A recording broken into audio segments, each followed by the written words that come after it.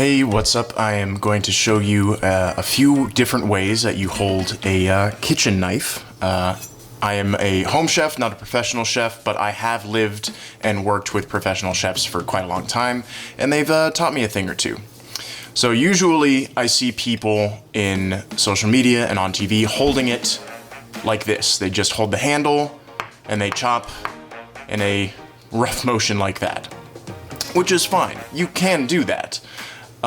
If you want a little more control, a little more safety, this is called the pinch grip. This is the grip that I end up using most of all.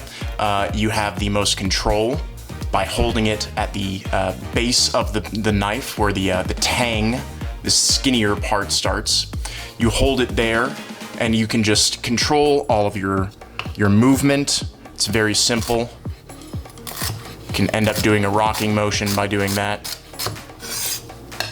Very simple. Another way that I see people doing it is with a knife on the top of the blade, on the flat part here. And that can work as well. The issue with that is that you don't have as much precision. So if I'm trying to do very precise cuts, it becomes a little harder.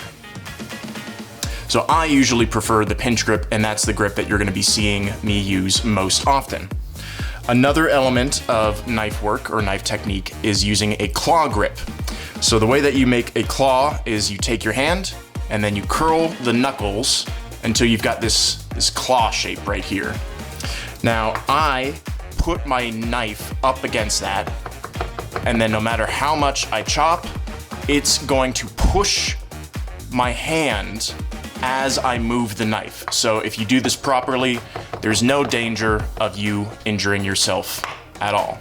And it makes precision work, like if I'm trying to measure out the exact same shape and size of my celery stick here, I just scoot my finger and the knife along at the same pace, and I get roughly the same uniform for the cut.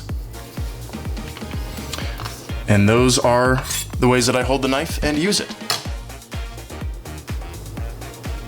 Hey, I'm Michael, and I made that.